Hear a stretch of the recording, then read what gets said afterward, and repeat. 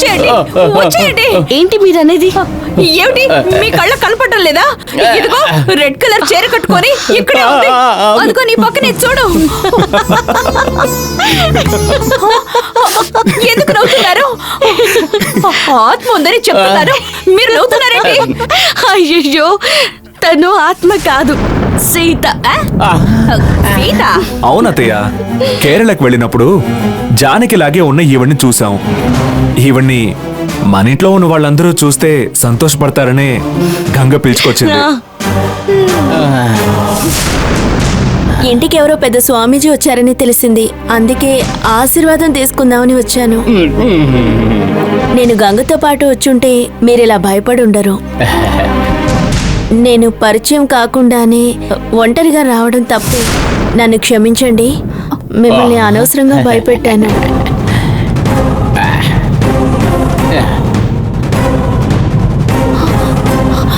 నువ్వు చూడ్డానికి అచ్చం జానకిలాగే ఉన్నావు. నేను నమ్మలేకపోతున్నాను. Myself also. ఇంట్లో వాళ్ళందరూ ఇలాగే ఆశ్చర్యపోయారు అత్తయ్య. కానీ మీరు వాళ్ళందరినీ మించి సీతను చూడగానే బెదిరిపోయారు. అవును, ఇక మీదట సీత మన ఇంట్లోనే ఉండబోతుంది. అవును, అత్తయ్య జానకి ఆత్మ అనుకొని అరిచింది, మీరెందుకు అరిచారు? ఇది దెయ్యం లాగా వచ్చింది, దానికి నేను భయపడి కుక్కలాగా మొరిగాను. ఊరుకోండి స్వామిజీ. మామూలుగా అరిచినందుకు ఇలా భయపడుతున్నారే, మీరు అసలు స్వామీజీయేనా? నాకు నమ్మకం కలగట్లేదు. ఏమిటి, ఊరుకోండి. స్వామీజీ, ఈయనకి స్వామీజీల మీద అంత నమ్మకం లేదు. మీరేం తప్పుగా అనుకోకండి.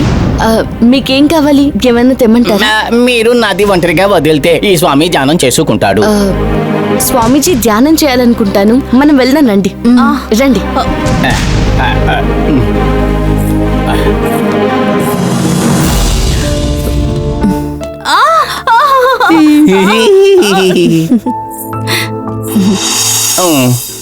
ఏంటో గంగని ఎలా లేపేయాలో తెలియక మీరు తలబద్దలు కొట్టుకుంటుంటే కొత్తగా ఈవిడ ఒక తిక్కడ దాపరించింది. ఇప్పుడు ఈవిడ ఇంకో తలనొప్పిలా తయారైందే. నాకు పోటీ ఎక్కువయ్యే కొద్దీ వేగం పెరుగుతోంది. మీరు బెడ్ మీదకి జంప్ చేసినప్పుడే అర్థమైపోయిందండి. నాకు వ్యతిరేకంగా ఎంతమంది వచ్చినా గెలుపు నాదే అవుతుంది. గెలిచి చూపిస్తాను.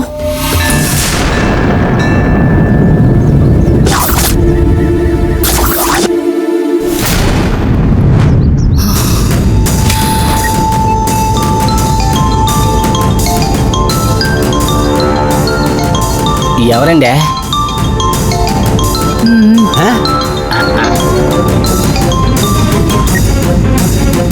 హలో, ఎవరు మాట్లాడేది? నా నంబర్ తెలీదా నీకు?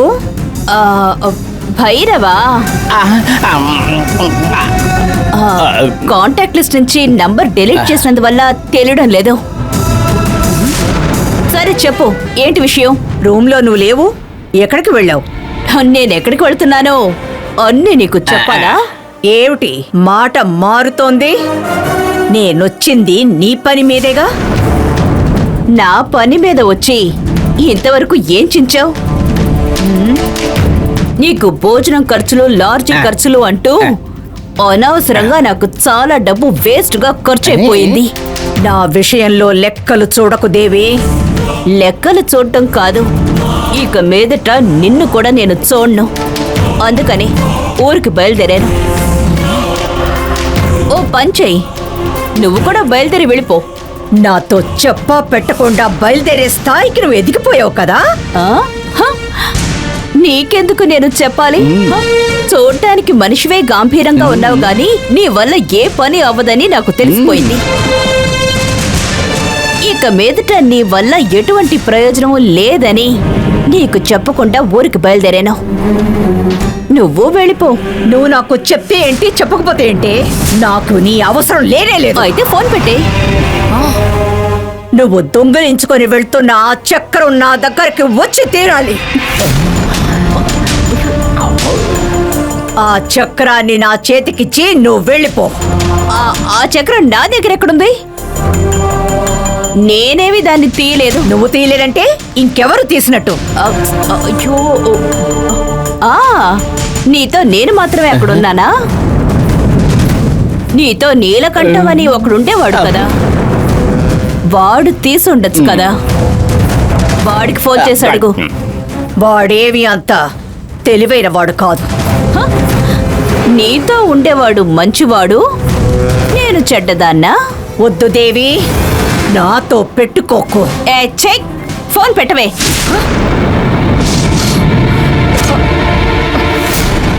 ఏమండే? హలో, మీకు ఇదేమన్నా బాగుందా? కాలచక్రం నేనే తీశానని ఆవిడకి ఎందుకో తెలిగించారు. దాన్ని మేనేజ్ చేయడం నీకు పెద్ద విషయమా? నా జీవితం అంతా ఇలా సర్దుబాటు చేసుకోవడంలోనే సరిపోయేలా ఉంది.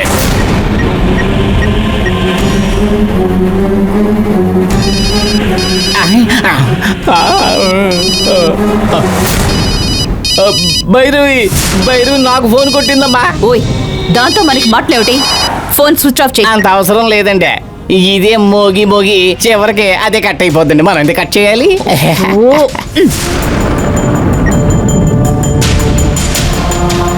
నన్ను కాదనుకొని వెళ్తున్నావా? నిన్నేం చేస్తానో చూడు.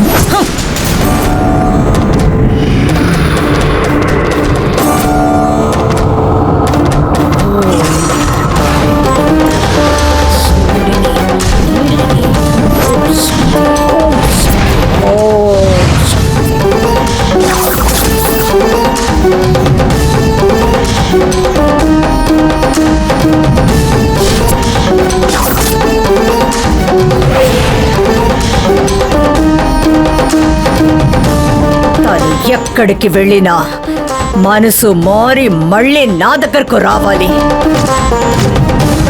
దాని మనసు మార్చి నా దగ్గరకు తీసుకురా.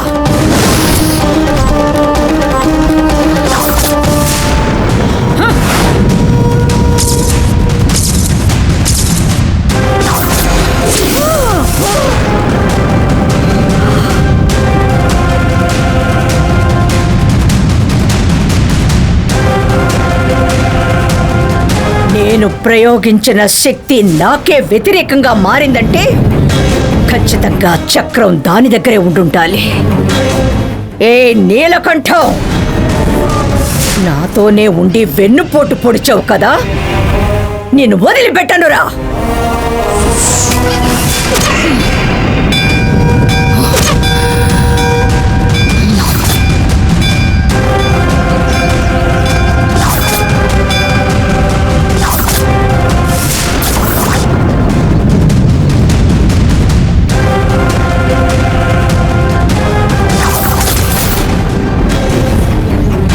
అద్భుత శక్తిని నా కంటికి చూపించి అది నా దగ్గర నుంచి దొంగిలించుకుపోయేలా చేశావే. నిన్నే నమ్ముకొని బతుకుతున్న నాకు నువ్వు ఇటువంటి పరీక్ష పెట్టొచ్చా అమ్మా? నన్ను మించిన శక్తి దుష్ట శక్తే అయితే దాన్ని పోరాడి గెలుస్తాను. కానీ అది దైవశక్తి అయినప్పుడు దాన్ని పొందడానికి నేను ఎటువంటి పనైనా చేస్తాను.